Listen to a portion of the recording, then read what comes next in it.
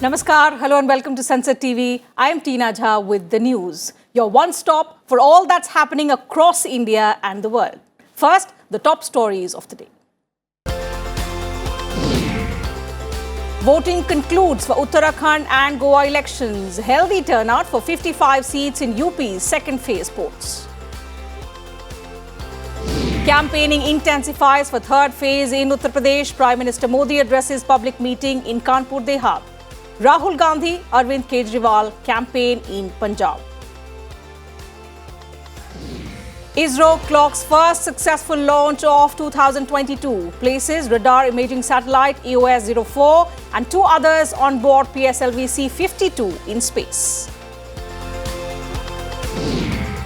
Stage set for India's largest IPO. LIC files draft share sale prospectus with SEBI. Could become India's most valuable listed company. Ukraine seeks meeting with Russia within 48 hours to discuss troop build-up on its border.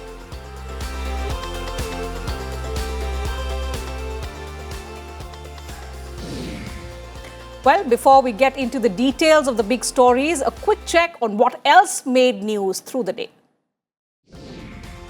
For the first time in third wave, number of COVID cases and deaths decline across the country.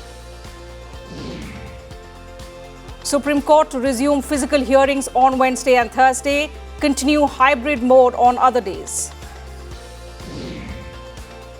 The nation remembers Pulwama martyrs. Prime Minister Modi, Home Minister Amit Shah paid tribute to the bravehearts.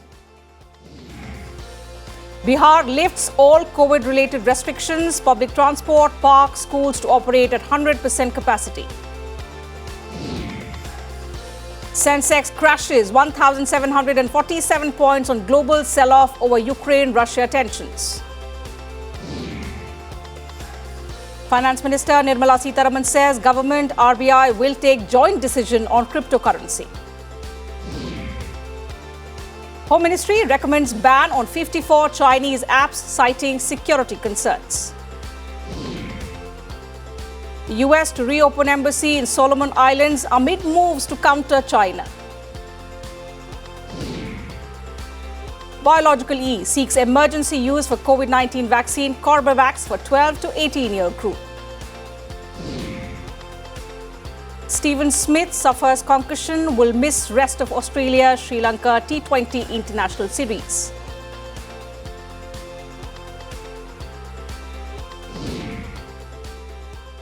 And now news from the poll-bound states.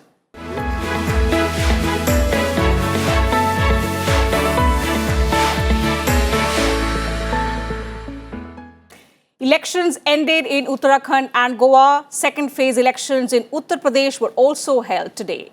Polling was held for 55 seats in Uttar Pradesh, 40 in Goa and 70 seats in Uttarakhand.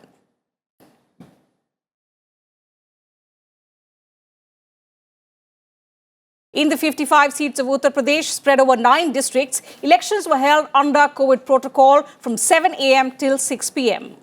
586 candidates are in the fray in the second phase. The elections cover districts of Saharanpur, Bijnor, Muradabad, Sambhal, Rampur, Amroha, Badaयूं, Bareilly and Shahjahanpur. In the 2017 elections, the BJP had won 38 of these 55 seats, while the Samajwadi Party got 15 and the Congress 2 seats. In Uttarakhand, 632 candidates were in the fray for the 70 assembly seats. Over 82 lakh voters exercised their franchise. In most of the seats, the main rivals are the ruling BJP and the Congress. The Aam Aadmi Party has tried to make the contest triangular in many seats by fielding candidates on 70 seats. Regional political party Uttarakhand Kranti Dal is also contesting on 48 seats. In the 2017 elections, the BJP had a historic victory, winning 57 seats. In Goa, 301 candidates contested the 40 assembly seats that went to polls on Monday. The state is witnessing a multi-cornered contest with the Aam Aadmi Party, Trinamool Congress and other smaller parties in fray. Some prominent candidates include Chief Minister Pramod Sawant, Leader of Opposition Digambar Kamath, former Chief Minister Churchill Alamau and former Chief Minister Manohar Parrikar's son Utpal Parrikar. The counting of votes will take place on the 10th of March. Prime Minister Narendra Modi addressed election rallies in Punjab and Uttar Pradesh today. Speaking at Akbarpur, the Prime Minister took a dig at the Samajwadi Party, saying in each election the party tries to ride on the back of new partners. The Prime Minister also said the dynastic parties had been handed resounding defeats in 2014, 2017, 2019 and will meet the same fate in 2022 as well. Corona काल में भी Kanpur metro पर कितनी तेजी से काम किया गया, ये आपने भी देखा है। इनके रहते क्या यहां डिफेंस कॉरिडोर के निर्माण संभव हो पाते? इन लोगों ने जो फिरौती का, गुंडागर्दी का, कर्फ्यू का माहौल यहां बनाया था, दंगों का माहौल यहां बनाया था, लगभग कौन यहां निवेश करने आता? Congress leader Rahul Gandhi addressed a campaign rally in Punjab's Gurdaspur district. He reiterated that the party's chief ministerial candidate, Charanjit Singh Channi, hailed from a humble background and understands poverty. He said if elected, the Channi government will address the concerns of the poor, the farmers, small and medium businessmen in the state. Listen in. Congress party शांति की रक्षा करना जानती है। हम जानते हैं पंजाब के लोगों को एक साथ कैसे आगे लिया जा सकता है। Other star campaigners of political parties also continued with the high-octane campaign. Union Home Minister and senior BJP leader Amit Shah sought votes for his party candidate in Jhansi. Targeting the Samajwadi Party and the Congress, he said dynastic parties are a blot on democracy. Such parties, he said, have not and cannot do any good for Uttar Pradesh or the country. Congress General Secretary Priyanka Gandhi Vadra held a roadshow in Hamirpur in Uttar Pradesh. She also appealed to people to vote for her party candidates. Punjab's Chief Minister Charanjit Singh Channi promised government jobs to 1 lakh youth of the state after returning to power, accusing the Aam Aadmi Party of resorting to lies. He said the Congress makes doable and realistic promises to people. While Delhi Chief Minister and Aam Aadmi Party National Convener Arvind Kejriwal held a roadshow in a car in Hoshiarpur in Punjab, he appealed to people to vote in favour of his party. Party workers said Kejriwal's presence in the state will boost their candidates' chances in areas where support was weak. Assam Chief Minister Himanta Biswa Sarma addressed a rally in Imphal, praising the work of the central government. He said welfare schemes and infrastructure projects of the centre have bridged the gap between the northeast and the rest of the country.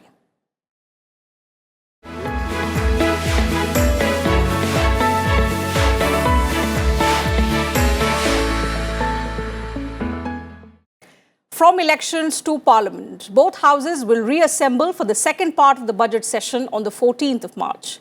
In the recess leading up to the session, parliamentary standing committees on commerce, home affairs, science and technology, environment, forest and climate change considered the demands of grants of respective ministries and departments on Monday. The panel on commerce also interacted with representatives from the Economic Advisory Council to the Prime Minister. The finance bill and related demands for grants are passed in the second part of the budget session. On to diplomacy now. Foreign Affairs Minister S. Jaishankar held wide-ranging talks with Philippines Secretary of Foreign Affairs Teodoro L. Locsin on his first visit to the key Southeast Asian country. The issues included national security and development aspirations of the two countries. S. Jaishankar is on a 3-day visit to the country, nearly 2 weeks after the Southeast Asian nation signed the deal for the BrahMos cruise missile. The External Affairs Ministry said the visit is expected to impart further momentum to bilateral relations with our key partners in the Indo-Pacific, Australia and the Philippines, which is also a leading member of ASEAN. And news now from the world of business and economy.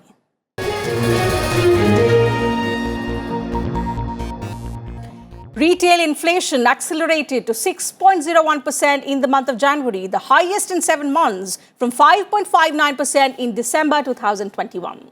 The spike is driven by higher consumer goods and telecom prices. Inflation is climbing across the world and India is no exception.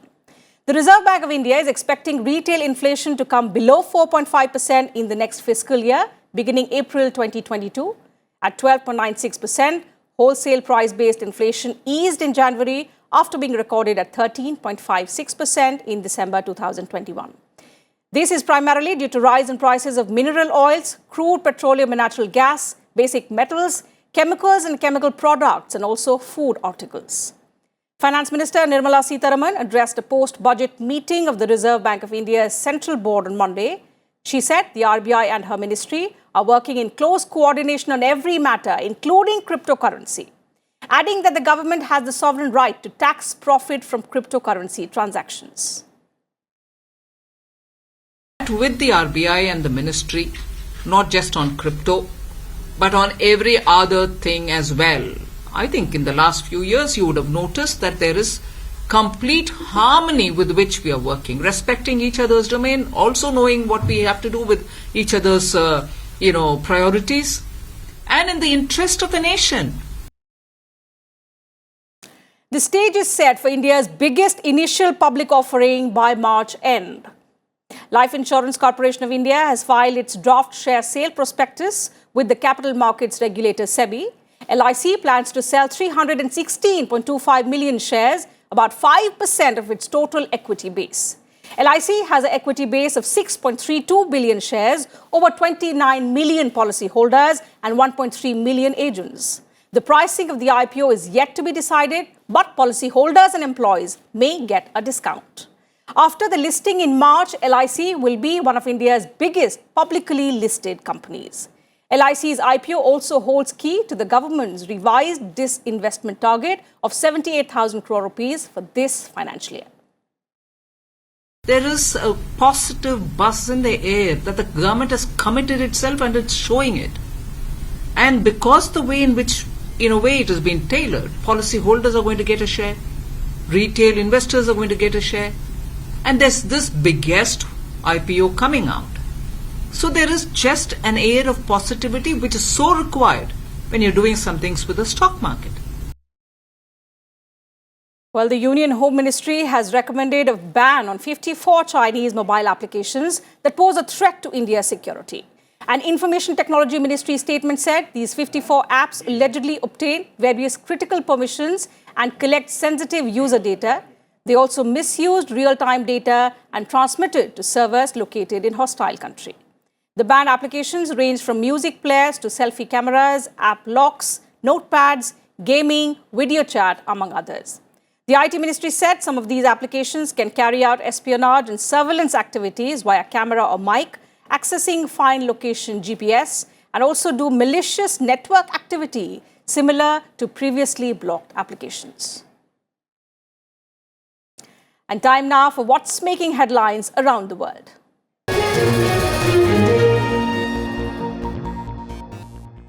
Ukraine has called for a meeting with Russia and other members of a key European security group over the escalating tensions on its border. Here's the latest report on the Russia-Ukraine crisis.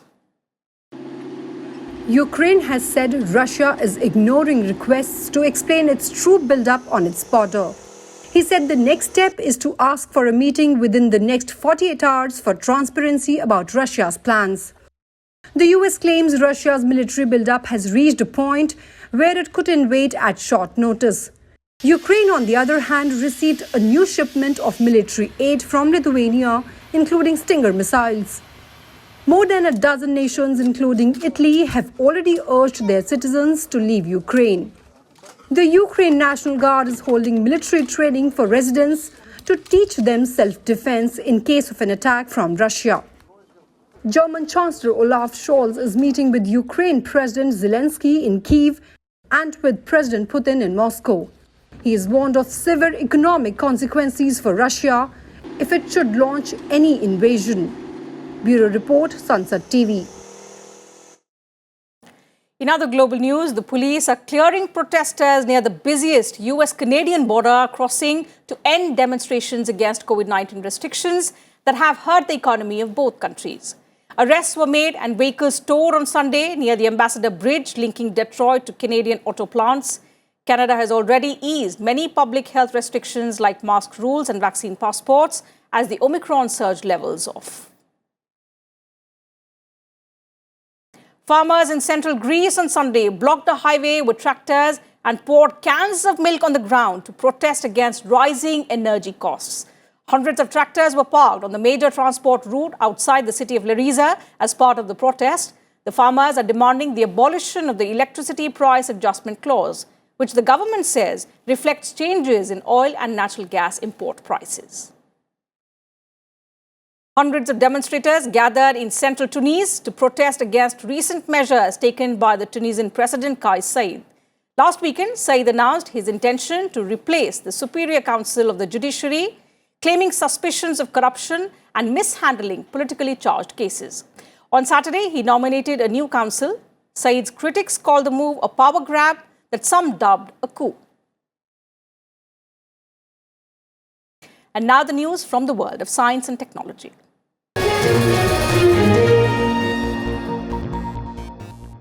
The Indian Space Research Organisation ISRO successfully launched the Earth Observation Satellite EOS-04 on board the Polar Satellite Launch Vehicle. The launch carried two other rideshare satellites into orbit. It was the space agency's first launch in this year. Amit is in mission control. The launch director announced that all three satellites were successfully deployed. Prime Minister Narendra Modi congratulated ISRO scientists on their successful feat. The Earth Observation Satellite 04 is also called Radar Imaging Satellite. It is designed to provide high-quality images under all weather conditions for applications like agriculture, forestry and plantations, flood mapping, soil moisture and also hydrology. NASA's new James Webb Space Telescope has captured its first starlight and also taken a selfie of its giant gold mirror. The telescope's first target was a bright star 258 light-years away in the constellation Ursa Major. The $10 billion observatory is the successor to the Hubble Space Telescope. It will seek light from the far stars and galaxies and also examine alien worlds for signs of life. More trees were cut down in the Brazilian Amazon forest in January than the same month last year. Satellite data showed the area destroyed was 5 times larger than 2021. This is the highest January total since records began in 2015. Environmentalists say that protecting the Amazon is crucial to tackle climate change. At the Climate Change Summit, COP26 in Glasgow last year, more than 100 governments promised to stop and reverse deforestation by the year 2030. Apple is planning to introduce changes to make it harder to misuse AirTags to track someone. AirTags are button-sized devices that work with Apple's Find My network to locate lost items. Apple said its changes will make suspicious tags easier to find and also alert users earlier that an AirTag may be traveling with them. Apple launched AirTags last April, but there's growing evidence that they are being misused to track people by being hidden in a car or on a personal item like a bag. Free Fire by Garena has been removed from the App Store and Play Store in India. The app is unavailable for download since the 12th of February. Garena has not revealed any specific reason for the removal from the Google Play Store and also the Apple App Store. It is the developer of the Battle Royale game and is expected to issue an official statement soon. Currently, only Free Fire Max is available for download on the Google Play Store. Let's now get you all the action from the world of sports.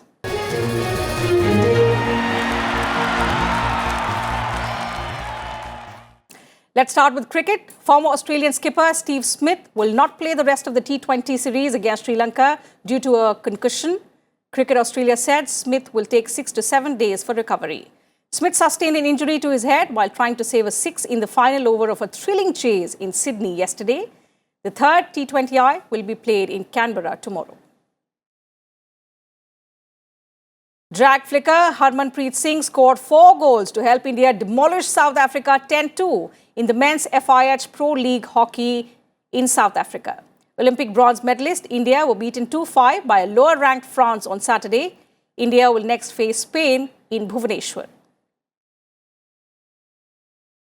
Canada's Felix Auger-Aliassime ended his 8th final losing streak to capture his first ATP title in Rotterdam. He beat world number 1-4 and top seed Stefanos 6-4, 6-2 in 78 minutes. His semi-final win was over defending champion Andrei Rublev. A Hong Kong florist created an edible alternative to the traditional Valentine's bouquet. The vegetable arrangement provides a tasty meal for a Valentine dinner date.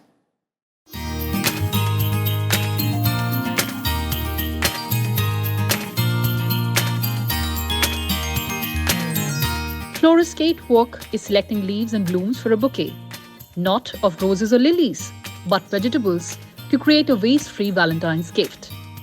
With more people paying attention to vegan and organic food, she says her veggie bouquets are proving quite popular.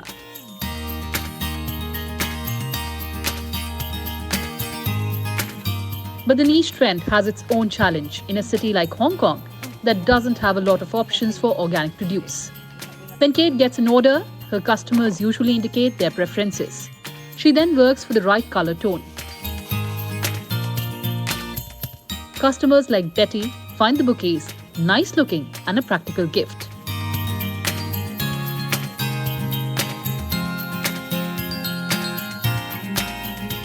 She would prefer her boyfriend to give her a vegetable bouquet that not only looks nice for a day or two, but can be consumed afterwards. A wilted flower, she says, feels like you have wasted your boyfriend's efforts. Bureau Report, Sansad TV. And before we end the bulletin, let's take a re-look at the headlines. Voting concludes for Uttarakhand and Goa elections. Healthy turnout for 55 seats in UP's second phase polls. Campaigning intensifies for the third phase in Uttar Pradesh. Prime Minister Modi addresses public meeting in Kanpur Dehat. Rahul Gandhi and Arvind Kejriwal campaign in Punjab. ISRO clocks first successful launch of 2022, places radar imaging satellite EOS-04 and two others on board PSLV C-52 in space. Stage set for India's largest IPO. LIC files draft share sale prospectus with SEBI, could become India's most valuable listed company. And Ukraine seeks meeting with Russia within 48 hours to discuss troop build-up on its border.